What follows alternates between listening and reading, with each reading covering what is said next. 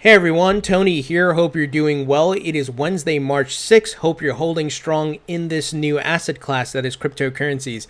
I have some big news to share with you guys. First and foremost, this is not financial or investment advice. If you're not subscribed, hit that subscribe button. Also smash the like button. Guys, friendly reminder, I uploaded it a bit earlier today. Interview with the LGO Markets crypto exchange CEO. I uploaded a video where you can learn about what they're doing. They just launched on Monday. It's an institutional crypto exchange. So if you want some inside information on how those things, how it's working on their end and the clients they're onboarding, check that video out. Now, guys, we have the DC Blockchain Summit this week. It is multiple days, and today they did some live streaming on the Chamber of Digital Commerce YouTube channel, and we have quite a few folks there. So first, obviously, Ripple CEO Brad Garlinghouse, but also our crypto mom and crypto dad, Giancarlo of the CFTC and Hester Peirce of the SEC. So Christopher Giancarlo tweeted the following: "Great to be together, crypto mom and crypto dad, this afternoon at the Digital Chamber DC Blockchain Summit." So here they are. So they are fighting the good fight to help get crypto and blockchain, regulatory clarity around crypto and blockchain. But as you can imagine, they're probably going up against a lot of dinosaurs who don't get it, right? A lot of people who are pushing back. But I think we'll eventually get there. Now, also, who's there? Fidelity Digital Assets. They tweeted, "Proud to support the Digital Chamber. We're attending the DC Blockchain Summit this week alongside other members of the community to discuss key policies impacting the digital assets industry." As you all know, we are waiting on regulatory clarity both from the SEC and the CFTC. We are also awaiting the passing of the Token Taxonomy Act, which would positions crypto and digital assets outside of the existing securities laws, and I believe would open the floodgates because it will be direct clarity. Now, I am going to play a clip of Brad Garlinghouse demolishing the JPM coin, but he also spoke about this. He said that, look, right now in the US, there's no regulatory clarity. And he mentioned in the 90s with his work in Silicon Valley in the dot-com boom where the US provided regulatory clarity. He said they don't have it now. And that's why you haven't seen certain banks and so forth launch, especially specifically in the United States. They're launching in other countries, right? Like in Europe and Mexico, Philippines, and so forth. And that's holding up a lot for Ripple because they have banks here who can go live with xRapid and so forth, but they need the regulatory clarity. So he mentions that, and I think you guys are aware of that. So I'll put a link to this video, by the way, so you can watch the full interview here. A lot of great stuff. Brad is a very smart guy. I'm not saying that just because I own XRP, but if you listen to him, he has a lot of experience. This is a guy that's, once again, from Silicon Valley, very smart. And he was asked the question, what do you think about JPM Coin, right? Let me play it here for you guys so you can listen to it. And it's very interesting because guess what? The FUDsters, a lot of the guys are, against XRP are running, JPM Coin is going to destroy XRP. There's no need for Ripple anymore. And it's like, if you actually have half a brain and look at the details, you understand JPM coin is within JP Morgan's ecosystem and doesn't play well with other banks. Will Citi, will Bank of America use it? No, you still have the problem of no interoperability, and he's going to talk a bit about that. So let me go ahead and play it for you. Well, let me start by saying I think it's great for the blockchain and crypto industry to have players like JPM leaning in. Thumbs up. Yep. That's great. That's the only nice thing I'm going to say about this. Okay, so I got asked this last week. I was speaking at a Morgan Stanley conference, and somebody asked me, there was this set of headlines about, about the JPM coin.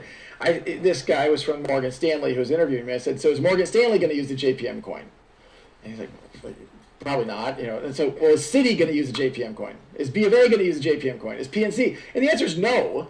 And so does that mean we're all going to have these different coins? And does that mean we're back to where we are, where there's lack of interoperability? So I don't get it. One more quick thing on JPM coin. So let's think about this. The JPM coin, they announced for institutional customers, if you give them $1 in deposits, they'll give you a JPM coin that you then can move within the JPM ledger. Wait a minute, just use the $1. Right. Well, I really don't understand. If you're just moving it within the JPM ledger, and it has to be dollar to dollar, a one-to-one backing, it honestly doesn't actually, I don't understand what problem that solves. Now, back to my first answer. Look, if it solves the problem of JPM being associated as they're leaning into crypto, yay. That's all I got. So, a couple things there, guys. A couple things. Let's go down the checklist here. First off, he said he was talking to some guys at Morgan Stanley, one of the largest investment banks on Wall Street. And he obviously asked them, like, will you guys use JPM Coin? They're like, I don't think so, right? Because it goes back to what he's saying. What's the purpose? If it's, it helps JP Morgan internally, that's great. And like he said, if the benefit of having the mention of JP Morgan with crypto, it's going to be beneficial for the entire industry and gives legitimacy to the market, that's great. But at the end of the day, what does it do? Why would another bank trust JP Morgan's coin, right? Bank of America is looking to destroy JP Morgan.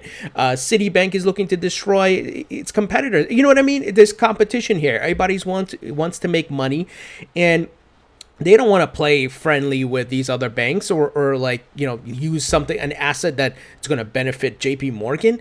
So it goes back to what he's saying, and that's where XRP is so important as a neutral asset where it's not controlled by any specific bank. It's used by multiple banks, and they can all agree, let's use this neutral asset that serves as a bridge asset, and is being used not only by Ripple, xRapid, but R3, Corda Settler, and so forth. So this is simple logic in business, and the FUDsters are still going to go around saying nonsense, but it goes back to if you take some time to read the facts and understand this from a business standpoint, you'll get what he's saying.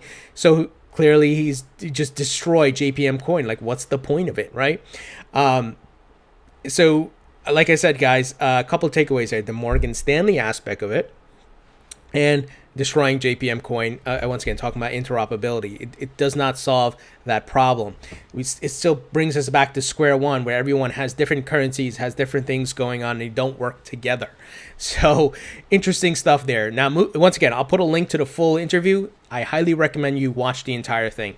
Now, we got some interesting news here. So if you guys remember, I think it was Anthony Pompliano who suggested to Kroger, he contacted them after they said they were dumping Visa from accepting Visa credit cards because of fees and so forth.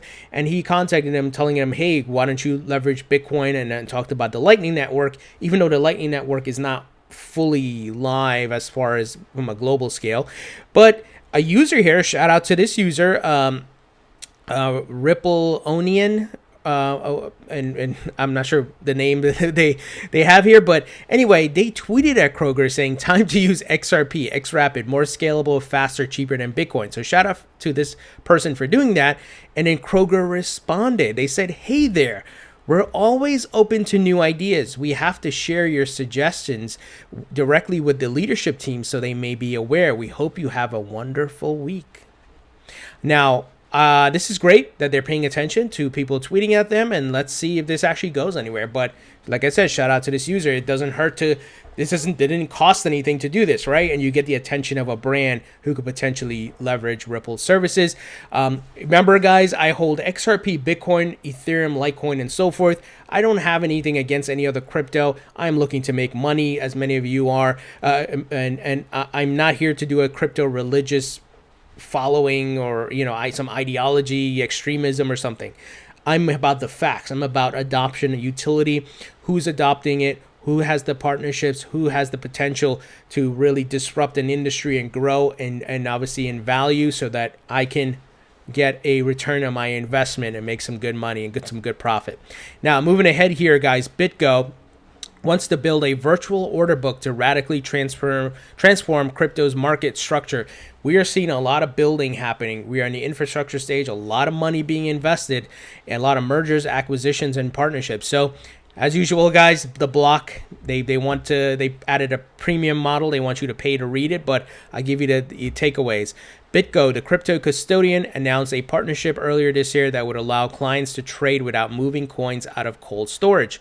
The firm is looking to expand that platform to create a global pool of liquidity, connecting possibly dozens of exchanges. Following is an interview between the block's Frank Chaparro and BitGo CEO Mike Belch. So looks like some big things happening with BitGo. They're doing some big stuff, guys. And obviously, one of the well-known custodian services. And what do you need, for the big money to feel comfortable to come in? Is good custodial services, right? Folks don't want to lose their money, and especially if they're putting millions into it. They don't want to lose their assets. That would not work well. And we've heard about the SEC even citing that there needs to be proper custodial services before they approve a Bitcoin ETF.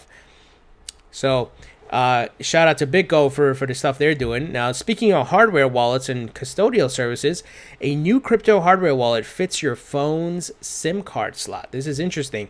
US-based startup VaultTel has launched a tiny crypto hardware wallet that sits in the SIM tray of mobile phones.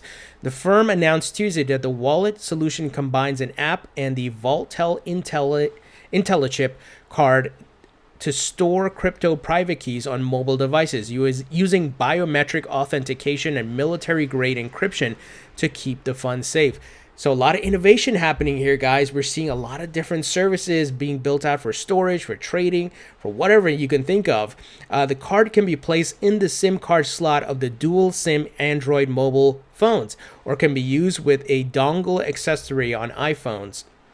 The biometric authentication feature ensures that only the phone's owner can transfer funds from the wallet. VaultTel explains on its website, more than that, no spy, screen recorder, or Trojan can record what is happening on your hardware wallet, as it's not using your laptop or system preferences. The firm adds the wallet is available for pre-order with two options: an Android package at the cost of $98 and an iOS package at $131. So this is interesting, guys. And I love to see the innovation, but we have to let these things be tested as well, because usually the first round of software or hardware usually has problems, right? And then they have to do fixes and patches and so forth and updates. But I like the idea. The only thing would I personally use it, what if I lose my phone, that type of thing, that will be my only concern. But this is interesting that they're looking to do some to make this, the process of storing your crypto very easy and compatible with your daily devices. So very, very interesting stuff here. Now, we have a news here. New security token exchange, ABE, wants to bring back small cap IPOs. So we've talked here on this channel about the future of the token economy, or where we're headed, right? Which is the token economy.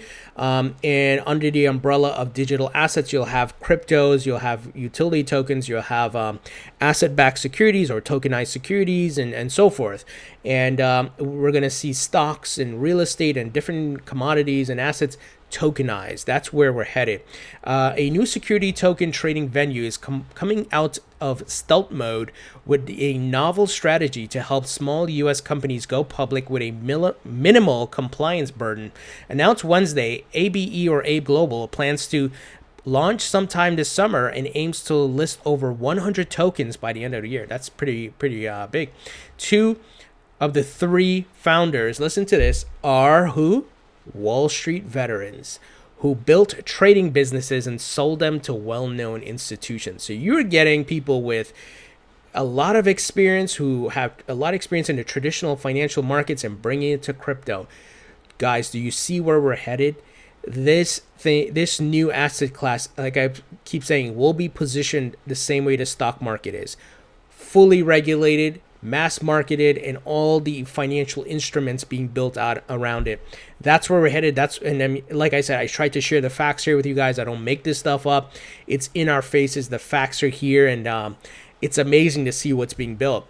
One of them, CEO John Pigot, founded a fixed income marketplace called Value Bond, later known as Bond Point, and now part of who? Intercontinental Exchange, parent company of the New York Stock Exchange. What is the Intercontinental Exchange looking to launch?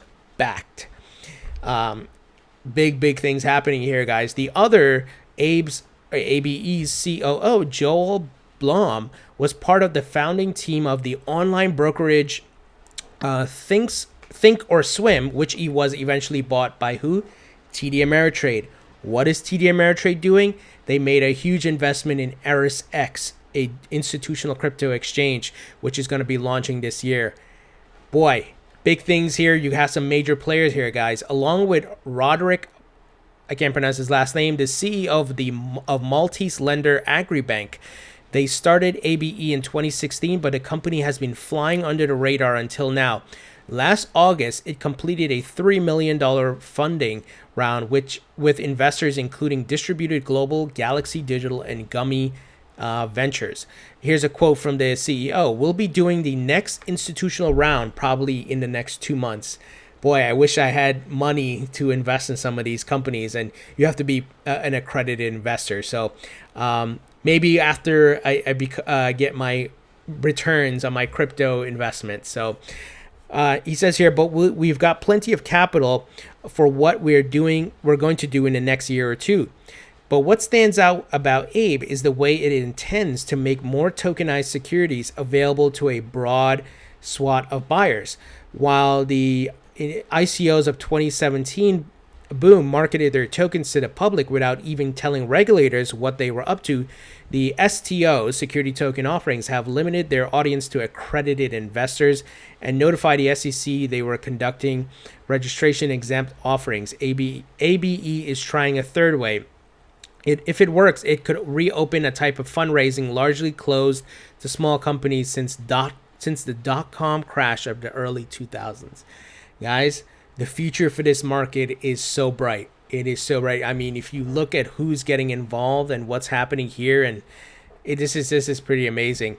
Now, finally, guys, we got some news here. Eastern Caribbean Central Bank to test blockchain legal tender. So we're seeing a lot of these different banks and so forth are looking to launch their own crypto. I wonder why. If crypto was garbage or rat poison, like some people, Jamie Dimon and these people have said, why are they trying to build their own? That's because crypto is legit. It is a disruptive technology.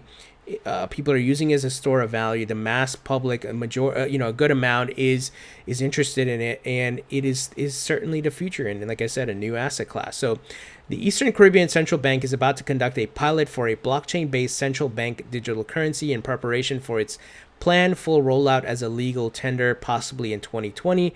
For the initiative, the ECCB late last month inked a deal with Barbados fintech firm Bit to help conduct the pilot with other technical support from Pinnaca Consulting. This CBDC pilot will involve a securely minted and issued digital version of the Eastern Caribbean dollar. I don't even think I need to go further.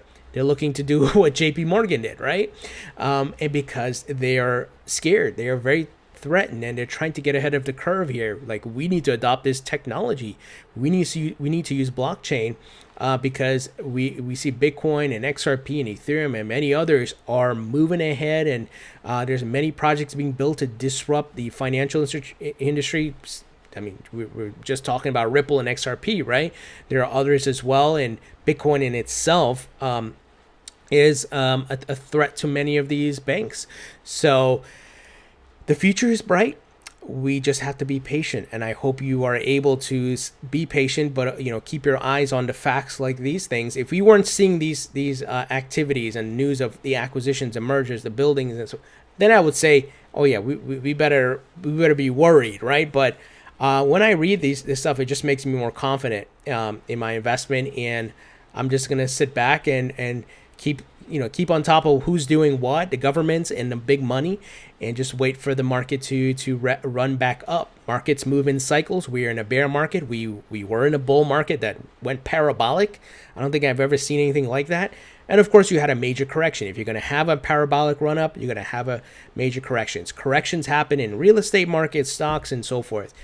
These are normal market cycles. So guys, what do you think about this news? Leave your thoughts and comments below. Thumbs up if you like this video. Please subscribe if you haven't already. Don't forget to follow me on Facebook and Twitter. Links in the description. If you would like to support the channel, check out my Patreon group and donation addresses in the description of the video. Thank you for your support, and I'll talk to you all later.